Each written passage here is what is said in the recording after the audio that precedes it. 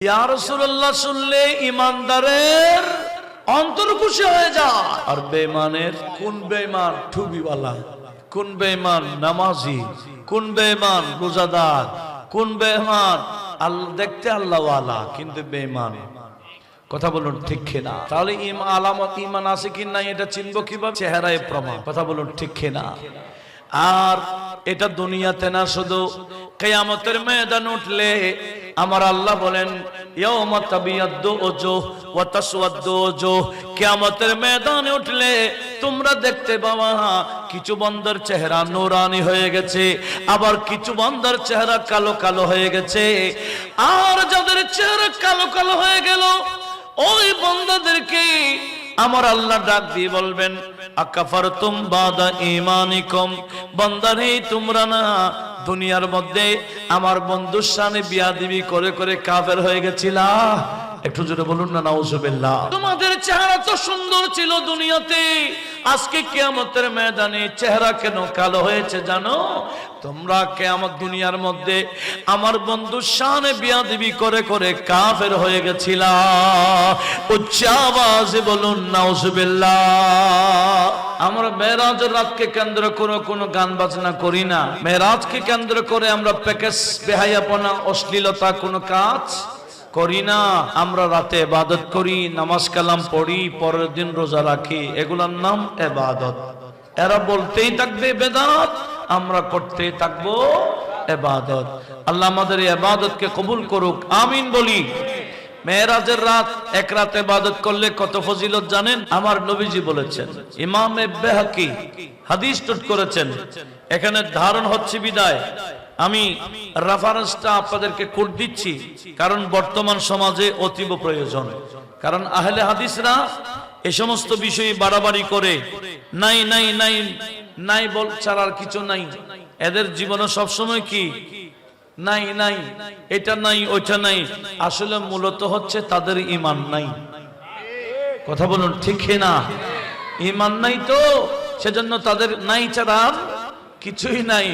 আর আমাদের এখানে সব আছে আলহামদুলিল্লাহ বলেন। আমরা যা আমল করি, আমরা যা আকীদা পোষণ করি, আমাদের প্রতিটা আকীদা আমলের পিছনে মজবুত দলিল আছে। একটু বলেন আলহামদুলিল্লাহ। ইমাম বাইহাকি শুআবুল ঈমান কিতাবে 3530 নম্বর হাদিসে নোট করেছেন। তাও ইমাম বাইহাকির আরেকটা কিতাব আছে ফাদাইলুল আওকাত, সেই কিতাবে প্রথম খণ্ড 95 নম্বর পৃষ্ঠাতে নোট করেছেন আল্লামা সুয়ুতি তার তাফসীরের একটা বিখ্যাত কিতাব তাফসীরে দুররে মনসুরের মধ্যে চতুর্থ খণ্ড 186 নম্বর পৃষ্ঠাতে নোট করেছেন। এমন কি ইমাম বাইহাকি বলেছেন এই হাদিসটা সনদগতভাবে হাসান। হাসান মানে সহিহ এবং যঈফের মধ্যখানে। একটু জোরে বলুন না সুবহানাল্লাহ। একটু লক্ষ্য করি, এবার হাদিসটা শুনি। হাদিসটা হযরত সালমান ফারসি রাদিয়াল্লাহু তাআলা আনহু বর্ণনা করেছেন। قال رسول الله, বড় করে বলি সাল্লাল্লাহু আলাইহি ওয়াসাল্লাম, ফি রজবিন ইয়াউমুন ওয়া লাইলা, নবীজি বলেন উম্মত রজব মাসে এমন একটি রাত আছে, এমন একটা দিন আছে, মান সামা যালিকাল ইয়াউম, যারা রজবের ওই একদিন রোজা রাখবে, আও খামা তিলকাল লাইল, যদি এক রাত ইবাদত করে। রজব মাসে এমন একটা রাত আছে, এমন একটা দিন আছে, যেই রাত এক রাত ইবাদত করলে এবং যেই দিন একটি রোজা রাখলে আমার আল্লাহ সওয়াব কত দেবে? কামান সামা মিনাদ দাহরে মিয়াতা সানা, একদিন রোজা রাখলে আমার আল্লাহ তাকে 100 বছর লাগাতার রোজা রাখার সওয়াব দিয়ে দেবে। কত? 100 বছর আমরা কি বাঁচবো? হ্যাঁ, 100 বছর বাঁচা মানে টাফ ব্যাপার, ঠিক না? এখন তো 40 হয়ে গেলে বলে খবরদার খাবার দাবার হোস করিয়েন। আপনার বয়স কি 40-এর ঊর্ধ্বে? একটা প্রশ্নবোধক মারে। কথা বলুন ঠিক না? খুব সতর্কভাবে চলতে হবে 40-এর ঊর্ধ্ব হয়ে গেলে। আর আমার নবীজি বলেন 100 বছর লাগাতার রোজা রেখে যে সওয়াব পাবে রজবের এমন একটা দিন আছে, একদিন রোজা রাখলে তত সওয়াব। একটু জোরে বলুন। আবার যারা ওই এক রাত ইবাদত করবে, কামা মিয়াতা সানা, এক রাত 100 বছর, গোটা রাত ইবাদত করলে 100 বছরে যত সওয়াব পাওয়া যায়, আমার আল্লাহ এক রাতে তত সওয়াব দিয়ে ফেলবেন। জোরে বলুন সুবহানাল্লাহ। দিনেটা রাতেটা কোনটা শুনেন, হাদিসের বাকি অংশ শুনেন। আমার নবীজি বলেন, হুয়া সালাসুন ইয়াবকিনা মিন রাজব, রজব মাস শেষ হওয়ার 3 দিন আগে। কথাটা মনোযোগ আছে আপনাদের? রজব মাস শেষ হওয়ার কয়দিন আগে? এবার বলেন কয় তারিখ? 27 তারিখ।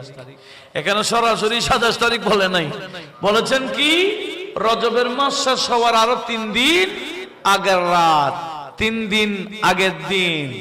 একদিন ইবাদত করলে, এক রাত ইবাদত করলে 100 বছরের সওয়াব দেবেন। একটু জোরে বলুন না সুবহানাল্লাহ। এমন কি ওই রাতে একটা নামাজ আছে 12 রাকাতের। কত? কেমন? এক সালামে 12 রাকাত, এক সালাম প্রতি 2 রাকাত পর পর বসতে হয়। প্রতি 2 রাকাত পর পর তাশাহুদ, তাশাহুদ পরে উঠে গেলেন, আবার 2 রাকাত পরে তাশাহুদ পরে উঠে গেলেন, আবার তাশাহুদ পরে 2 রাকাত পরে উঠে গেলেন, লাস্টে সালাম ফেরাবেন কয় রাকাতে গিয়ে? 12 রাকাতে। প্রতি রাকাতে সূরা ফাতিহার পর পর সূরা মিলাইতে হবে। এইভাবে আমার নবীজি বলেন, যারা 12 রাকাত নামাজ পড়বে এবং লাস্টে সালাম ফেরাবার পরে সুবহানাল্লাহ ওয়ালহামদুলিল্লাহ ওয়ালা ইলাহা ইল্লাল্লাহ আল্লাহু আকবার, এটা 100 বার পড়বে। এরপরে আস্তাগফিরুল্লাহাল্লাযী লা ইলাহা ইল্লা হুয়াল হাইয়ুল কাইয়্যুম 100 বার পড়বে। আবার 100 বার দুরূদ শরীফ পড়বে। 12 রাকাত নামাজের পরে এই আমল যারা করবে 100 বার 100 বার। এরপরে দোয়া করলে দুনিয়ার বিষয়ে দোয়া করুক, আখিরাতের বিষয়ে দোয়া করুক, আমার আল্লাহ ওই বান্দার দোয়া দরখাস্ত কবুল করে নেই।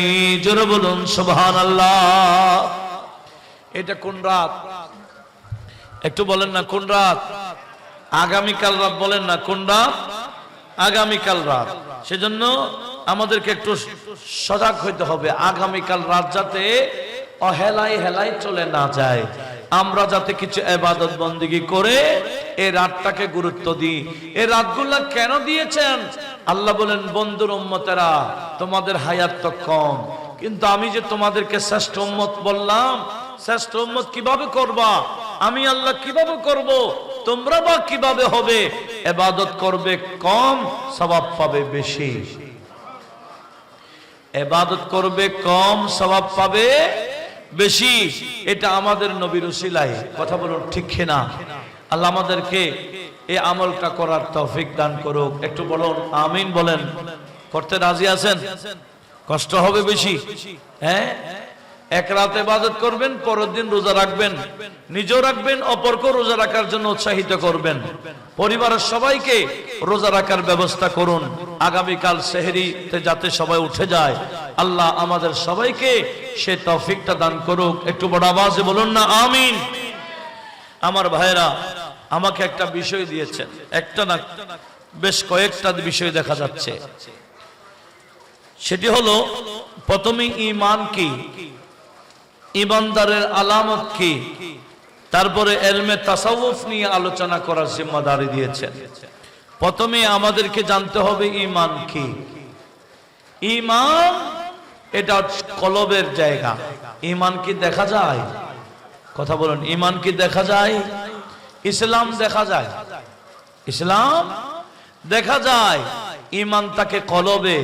কার ঈমান আছে কার ঈমান নাই এটা এমনি দেখা না গেলেও বোঝা যায়। কথা বলুন ঠিক কিনা? আমার আল্লাহ বলেন, ইন্নামাল মুমিনুনা আল্লাযীনা ইযা যুকিরাল্লাহ ওয়াজলাত কুলুবুহুম। আমার আল্লাহ ইরশাদ করছেন, বান্দা আমার শোনো শোনো, ঈমানদার কাকে বলে? শোনো শোনো, যারা মুমিন হয়, ওই মুমিন বান্দার সামনে আল্লাহর জিকির করলে, মুমিনদের সামনে আল্লাহর জিকির করলে এদের কলব আল্লাহর জিকিরে নাচা শুরু করে দেয়। জোরে বলুন সুবহানাল্লাহ। আপনি একটু দরুদ শরীফ পড়েন। আল্লাহুম্মা সাল্লি আলা সাইয়্যিদিনা মুহাম্মাদিন নবিয়িনা শাফি।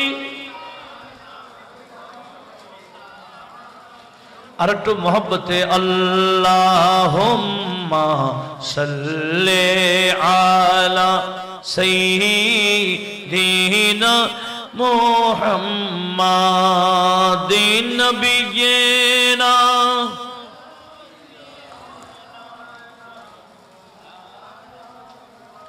সকলে নবীর সেরা নবী, প্যারা নবী মদিনার, সোনার চেয়ে দামি রে ভাই মদিনার ধুলি কণার। আল্লাহুম্মা সাল্লি আলা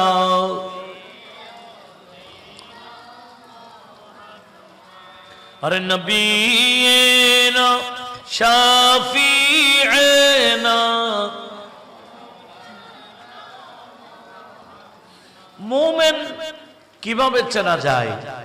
কোরআন শরীফে বিভিন্ন জায়গায় জায়গায় ঈমানদারের পরিচয় দিয়েছেন। সূরা আনফালের শুরুতে এভাবে বলেছেন, ইন্নামাল মুমিনুনা আল্লাযীনা ইযা যুকিরাল্লাহ ওয়াজালাত কুলুবুহুম। ঈমানদারের সামনে যখন আল্লাহর জিকির করা হয় এদের অন্তর স্বাভাবিক থাকতে পারে না, এদের অন্তর কলবগুলা আল্লাহর জিকিরে নাচতে থাকে। জোরে বলুন সুবহানাল্লাহ। কলব নাচে। ওয়াইদা তুলিয়াত আলাইহিম আয়াতুহু, আর যখন আল্লাহর আয়াত কোরআনে পাক তেলাওয়াত করা হয় জাদাতহুম ঈমানা, ঈমানদারের ঈমানের ইস্তিহা বেড়ে যায় কোরআন শুনলে। একটু বড় আওয়াজে বলুন না সুবহানাল্লাহ। এখন তো কোরআন তেলাওয়াত করলো আমাদের খবর নাই, আল্লাহর জিকির করলো আমাদের অনুভূতি নাই, তাহলে বোঝা গেল আমাদের ঈমানি দুর্বলতা আছে। ঈমানি দুর্বলতা, যাদের বাস্তবিক ঈমানি সবল আছে, ঈমানি দিকে সবল, এদের সামনে আল্লাহর জিকির করলে এদের কলব জিকিরে মগ্ন হয়ে যায়। একটু জোরে বলুন না সুবহানাল্লাহ। তেলাওয়াত শুনলে এরা প্রশান্তি পায়। বিদায় ঈমানদার কেমন? আমার আল্লাহ বলেন, কাদ আফলাহাল মুমিনুন আল্লাযীনা হুম ফি সালাতিহিম খাশিউন। যারা বাস্তবিক পক্ষে ঈমানদার এরা যখন নামাজ পড়ে, নামাজে ঢুকে গেলে মেরাজ শুরু হয়ে যায়। একটু বলবেন না সুবহানাল্লাহ। আমরা তো নামাজে গেলে দুনিয়ার সবকিছু মনে পড়ে, দুনিয়াবি বিষয়গুলা, দুনিয়াবি হিসাবগুলা, দুনিয়াবি লেনদেনগুলা আমাদের স্মরণ পড়ে নামাজে গেলে। কথা বলুন ঠিক কিনা? কিন্তু বাস্তবিক যারা ঈমানদার এরা নামাজ পড়লে কি হবে? আমার আল্লাহ বলেন, কাদ আফলাহাল মুমিনুন আল্লাযীনা হুম ফি সালাতিহিম খাশিউন। যারা বাস্তবিক মুমিন এরা নামাজ পড়লে বড় একনিষ্ঠতার মাধ্যমে এরা এক মনে এক ধ্যানে নামাজ পড়তে পারেন। জোরে বলুন সুবহানাল্লাহ। ঈমানদাররা নামাজে ঢুকে গেলে, নামাজের নিয়ত শুরু করে দিলে এদের দুনিয়ার বাহিরের কোনো খবর থাকে না। জোরে বলুন সুবহানাল্লাহ। কিন্তু নামাজের মধ্যে আমাদের সব খবর থাকে। আমরা খুশু খুদু নিয়ে নামাজ পড়তে পারি না। আল্লাহর এমন কিছু বান্দা, যেমন নাকি যার নামে কমিটি ইমামে আজম, ঠিক না? একদিন উনি কুফার জামে মসজিদে মাগরিবের নামাজের ইমামতি করছেন। কোন নামাজ? মাগরিবের। আপনাদের মনোযোগ কামনা করছি। মাগরিবের নামাজের ইমামতি করছেন কে? ইমামে আজমে। তখন তো মসজিদগুলো এরকম পাকা ছিল না, ডালান ছিল না, খেজুর গাছের ছাউনি ছিল, মোটামুটি এমনি ছাদ ছিল। ইমামে আজম নামাজ পড়াচ্ছিলেন, মাগরিবের নামাজ শুরু করে দিলেন। এদিকে মুসল্লিরা ইক্তেদা করলেন, নামাজ শুরু হয়ে গেল। হঠাৎ করে দেখা যায় মসজিদের ওই ছাদ থেকে একটা বিষাক্ত সাপ মসজিদ বরাবর মধ্যখানে পড়েছে। মুসল্লিদের মধ্যখানে বিরাট এক সাপ পড়েছে, আর এই সাপ দিকে মুসল্লিরা হইচই করে সব বের হয়ে গেল।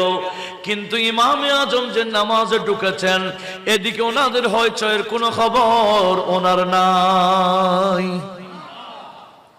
উনি নামাজ পড়াইতে আছেন, আর মুসল্লি একজনও সব কি বাইরে গেছে গা। মসজিদ খালি, মসজিদে শুধু সাহাব আর ইমাম। ইনি তো খবর নাই যে মুসল্লি নাই, কারণ এদিকে মুসল্লি তো সাহাব দেখে সবাই পালায়ন করেছেন।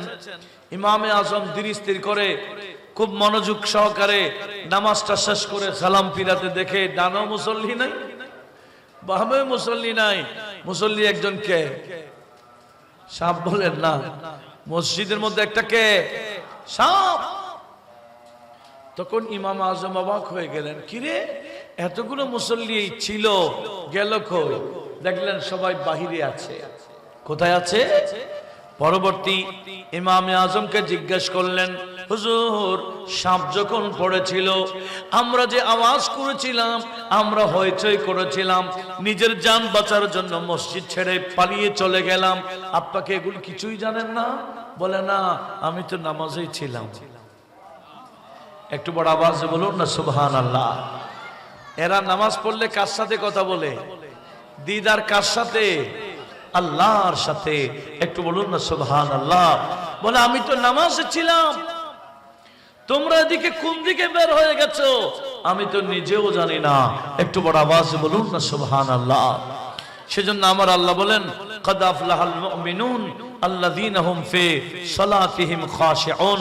এই বাস্তব যারা মুমিন, এরা নামাজ পড়লে, নামাজের ভিতরে ঢুকে গেলে দুনিয়াবি আর কোনো খবর থাকে না। কিন্তু আমরা তো ঈমানি ভাবে বলিয়ান হইতে পারি না। আমাদের ঈমান খুব দুর্বল অবস্থা, কারণ আমরা ঈমানে দুর্বল অবস্থা না হলে এই পাশাপাশি মেলাটা কখনো দিত না। কথা বলুন ঠিক কিনা?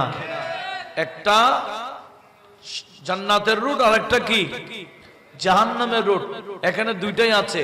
আল্লাহ বলেন, ওয়াহাদাইনাহুন নাজদাইন, বান্দা আমার আমি তোমাদেরকে দুইটা রুট দেখাচ্ছি, একটা জান্নাতি আর একটা জাহান্নামী।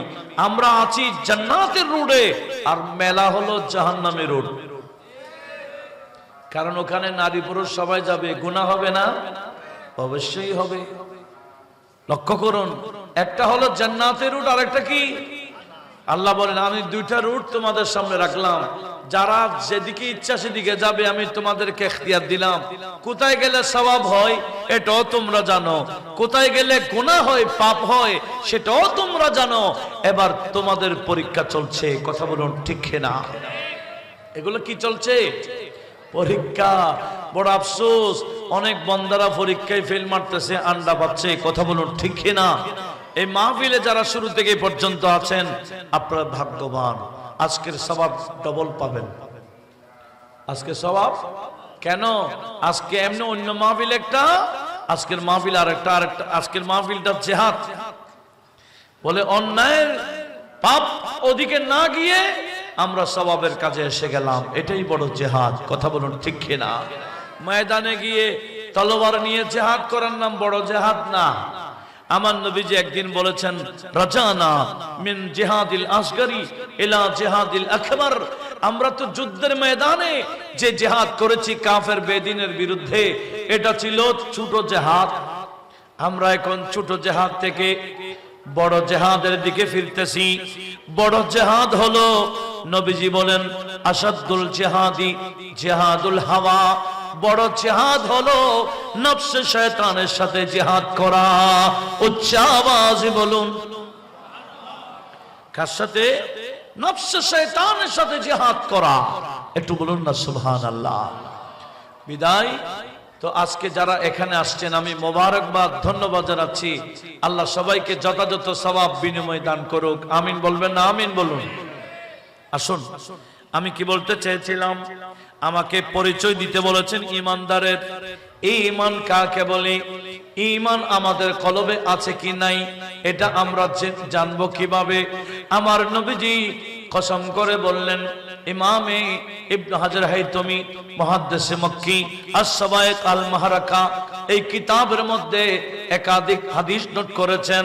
আমার নবীজি সাহাবায়ে কেরামের সামনে কসম করে বলেছেন, হে আমার সাহাবারা শোনো শোনো, ওয়াল্লাযী নফসু মুহাম্মাদিন সাল্লাল্লাহু আলাইহি ওয়াসাল্লাম বিয়াদিহি, উম্মত আমার যার কুদরতি হাতে আমি নবীর জান আছে, সে আল্লাহর শপথ করে বলছি, লা ইয়াদখুলু কলবা রাজুলিন আল ঈমানু, কোন বান্দার কলবে ঈমান ঢুকবে না। মাথায় টুপি থাকতে পারি, মুখে দাড়ি থাকতে পারি, নামাজ কালাম পড়তে পারি, আমি নবী বলে দিলাম ঈমান কলবে ঢুকবে না। কতক্ষণ? হাত্তা ইউহিব্বানি, যতক্ষণ আমি নবীকে মহব্বত করবে না। জোরে বলুন সুবহানাল্লাহ। আমাকে মহব্বত করলেই কলবে কি ঢুকবে? ঈমান ঢুকবে। নবীজি বলেন আমার মহব্বত পাওয়া যাবে না, শর্ত লাগাই দিলেন, ওয়ালা ইউহিব্বুনি হাত্তা ইউহিব্বানি। নবীজি বলেন আমি নবীর মহব্বত পাওয়া যাবে না যতক্ষণ আমার নিকটতম আত্মীয়কে ভালোবাসবে না। জোরে বলুন। একটার সাথে আর একটা লাগাই দিছেন। আমার আওলাদকে ভালোবাসলে আমার মহব্বত পাওয়া যাবে, আর আমার মহব্বত অন্তরে ধারণ করলে ঈমান ঢুকবে। একটু জোরে বলুন না সুবহানাল্লাহ। আমরা নবীজির মহব্বত প্রকাশ করি কিনা? এই যে কিছুক্ষণ আগে আঙ্গুলে চুমু খাইলাম, চোখে মালিশ করলাম, এটাও নবীকে মহব্বত করার প্রমাণ, প্রকাশ। কথা বলুন ঠিক কিনা?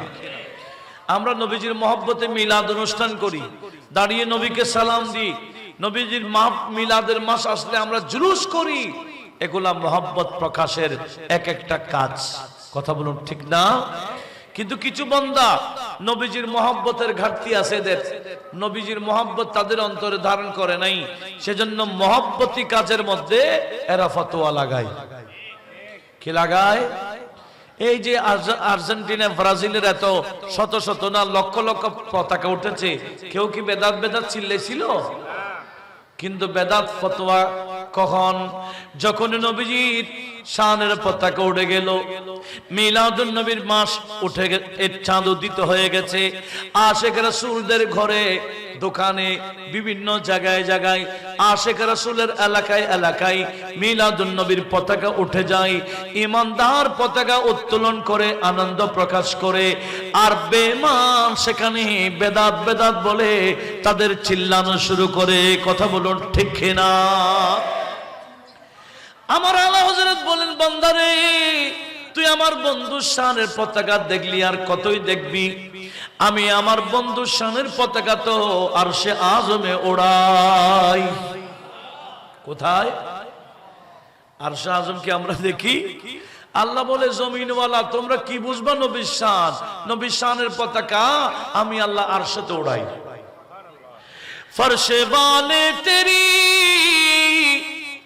शौकत का उलू क्या जाने, खुसरोवा अर्श पे, खुसरोवा अर्श पे उड़ता है परीरा तेरा, खुसरोवा अर्श पे उड़ता है परीरा तेरा, वह काया जो दे करम सलातुनिया।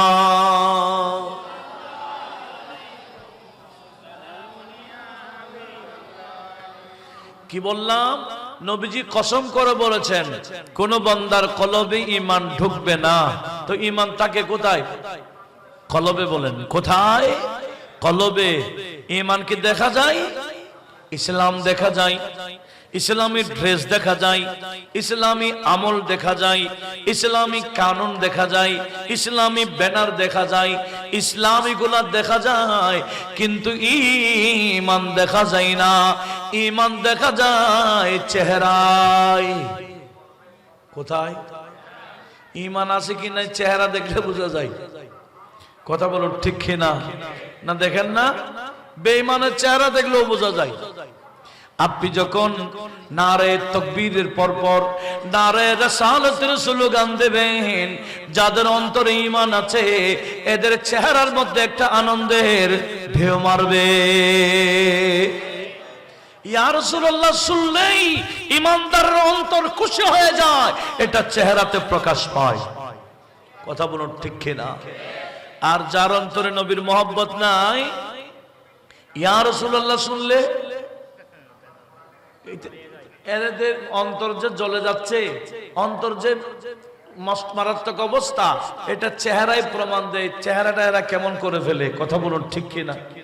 এটাকে আমি অবস্থা বলছি। সেই জন্য আমার আলা হযরত কি বলেছেন, এই বান্দারা, কিছু বান্দা টুপিওয়ালা বেঈমান, টুপিওয়ালা নামাজি বেঈমান, রোজাদার বেঈমান।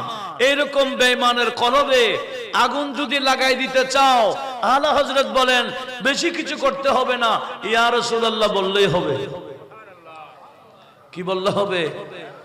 ইয়া রাসূলুল্লাহ বললেই বেঈমানের কলবে কি ধরে যায়? আগুন ধরে যায়, আর ঈমানদারের অন্তর খুশি হয়ে যায়। আলা হযরত বলেন, গাজমে जल जाए बेदीनों के दिल। একটু বলি না সুবহানাল্লাহ। গাজ में जल जाए बेदीनों के दिल, या रसूल अल्लाह की कसीरत कीजिए, या रसूल अल्लाह की कसीरत कीजिए, या रसूल अल्लाह की कसीरत कीजिए, या रसूल अल्लाह की कसीरत कीजिए, दुश्मने अहमदी पे शिद्दत कीजिए। सलातुनिया जुरे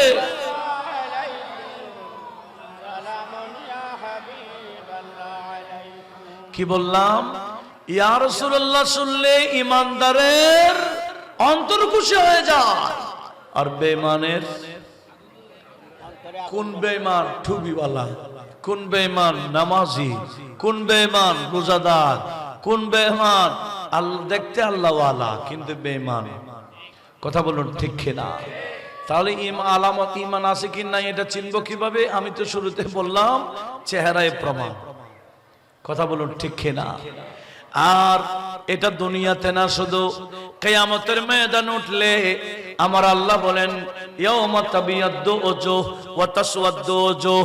কিয়ামতের ময়দানে উঠলে তোমরা দেখতে পাবা কিছু বান্দার চেহারা নূরানি হয়ে গেছে, আবার কিছু বান্দার চেহারা কালো কালো হয়ে গেছে। আর যাদের চেহারা কালো কালো হয়ে গেল, ওই বান্দাদেরকে আমার আল্লাহ ডাক দিয়ে বলবেন, আকাফারতুম বাদা ঈমানিকুম। বান্দারে তোমরা না দুনিয়ার মধ্যে আমার বন্ধুর সামনে বিয়াদবি করে করে কাফের হয়ে গেছিলা? একটু জোরে বলুন না নাউজুবিল্লাহ। তোমাদের চেহারা তো সুন্দর ছিল দুনিয়াতে, আজকে কিয়ামতের ময়দানে চেহারা কেন কালো হয়েছে জানো? তোমরা কিয়ামত দুনিয়ার মধ্যে আমার বন্ধুর সামনে বিয়াদবি করে করে কাফের হয়ে গেছিলা। উচ্চ আওয়াজে বলুন নাউজুবিল্লাহ। তাহলে নবীর সামনে বিয়াদবি করলে কি হয়ে যায়? কাফের হয়ে যায়। আর কাফেরের চেহারা কি হয়ে যায়? কালো হয়ে যায়। আপনারা দেখেন নাই করোনার সময় কিছু বান্দা বড় বড় হুজুর, কয়েক দলের বড় হুজুর মারা গেছে, কয়েক দলের আমাদের আহলে সুন্নাত ওয়াল জামাতেরও বড় বড় হুজুর মারা গেছেন, আমরা দেখেছি মারা যাওয়ার পর ওনাদের চেহারা আরো সুন্দর হয়ে গেছে, ঠিক কিনা? আর কিছু বড় হুজুর মারা গেছে, এদের চেহারা দেখাই নাই। কেন? এদের চেহারা দেখলে মানুষ তাদের দলে আর থাকবে না। কেন? এই চেহারাটা কালো কালো হয়ে গেছিল। কথা বলুন, ঠিক কিনা? নবী শানে বিয়াদবি করলে এই বেঈমানদের চেহারা কি থাকে না? সুন্দর থাকে না, কালো হয়ে যায়। এটা দুনিয়াতে হবে, কিয়ামতেও হবে। আল্লাহ আমাদের সবাইকে ঈমান ইসলামের উপর মজবুত থাকার তৌফিক দিক। একটু বড় আওয়াজে বলুন না আমিন।